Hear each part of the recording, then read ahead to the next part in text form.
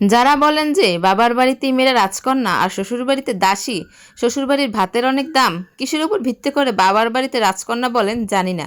তবে এতটুকু অভিজ্ঞতা থেকে বলতে পারি, যারা বাস্তবতা দেখেননি এজন্য বাবার বাড়িটা আপনার কাছে রাজপ্রাসাদ। হ্যালো এভরিওয়ান, আসসালামু আলাইকুম, ওয়েলকাম টু স্মৃতিস ডায়েরি। অল্প বয়সে বিয়ে না হয়ে 30 বছর পর্যন্ত আবিয়াতে থেকে ঘরে থাকেন, দেখেন ভাতের নলা গলা দিয়ে নামে কিনা, এক টেবিলে বসে সবার সাথে খেতে পারেন কিনা। প্রতিবেশীদের অল্প বয়সী মেয়েটা যখন বাচ্চা কোলে নিয়ে আপনার সামনে দিয়ে হেঁটে যাবে তখন কেমন অনুভূতি হয়? আপনার জন্মদাত্রী মা কিংবা আপনার বাবা কিভাবে আপনাকে কলেজে ছেড়ে আঘাত করে কথা বলে খোঁটা দেয়? বয়স বেশি হয়ে যাওয়ায় কোনোদিন প্রতিবেশীদের টিপ্পনি শুনেছেন? আপনার কি ডিভোর্স হয়েছে? জামাই বাড়িতে অশান্তি হোক সবাই বলবে চলে আসো আমরা আছি।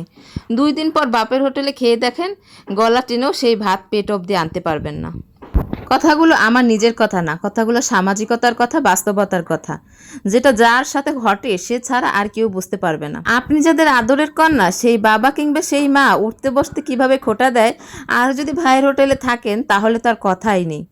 ওইটা ভাত না রে ভাই, ভাইয়ের হোটেলে যেটা খান ওইটা তখন বিষ মনে হবে, বিষ মনে হবে এক্ষুনি ফ্যানের সাথে ঝুলে যায়। যে আপনি একটা সময় সবার আদলের দুলালি হয়ে ঘুরে বেরিয়েছেন, সেই আপনাকে আশেপাশের মানুষ অনেক ধরনের কথা শোনাবে, আপনার প্রতিটি কথার বিষের ছুরির আঘাত লাগবে।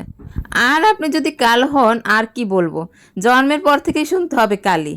আপনার কোনো গুণই সমাজের মানুষের চোখে পট্টি সরাতে পারবে না, ওরা খালি দেখবে আপনার গায়ের রং কালো, এটাই আপনার দোষ। এই যে এত কথাগুলো বললাম এগুলোর সাথে আপনারও অনেক মিল, শুধু সঠিক সময় বিয়ে হয়ে জামাইয়ের ভাত খাইতে পারতেছেন বলে ফেসবুক স্ট্যাটাস দিতে পারতেছেন, জামাই বাড়ির ভাতের অনেক দাম, বাপের বাড়ির রাজকন্যা আমি। তখনই শুধু বাবা মা আপনাকে কিছু বলবে না বা আশেপাশের লোকজন আপনাকে কিছু বলবে না যদি আপনি বিলোনিয়ারের সন্তান হন, তাও বলতে পারে, কিন্তু এমন মানুষ হাতে গোনা কজন। এছাড়া যদি নিজের ইনকাম থাকে তাহলে একটু কম বললেও বলতে পারে, শুধু নিজে ইনকাম করেন বলে হয়তো বাকিদের মতোই অবস্থা হবে। তাই আপনি যতই বলেন না কেন বাবার রাজকন্যা বাবার রাজকন্যা, আপনি আসলে কি তা এখনো জানেনই না। সব কিছুর একটা নির্দিষ্ট সময় পর্যন্ত মূল্য থাকে, হোক সেটা মানুষ কিংবা পণ্য। মেয়েদের যদি জামাই বাড়িতে সুখ না হয় তাহলে বাপের বাড়িতেও সুখ নাই। আর বাপের বাড়িতে বিয়ের আগে কিছু বছরই কেবল মেয়েরা সাজকন্যা হয়ে থাকতে পারে, এরপর তাদের কি দেখে কেউ ফিরেও তাকাবে না। আপনি থাকেন না বিয়ের পরে 6 মাস বাবার বাড়ি, দেখবেন চারদিকে কিভাবে কানা ঘোষা শুরু হয়ে যায়। কি হয়েছে, শ্বশুর বাড়ি অশান্তি নাকি, মেয়েটা বাবার বাড়িতে বোঝা হয়ে পড়ে আছে, এরকম আরে নানান ধরনের কথা।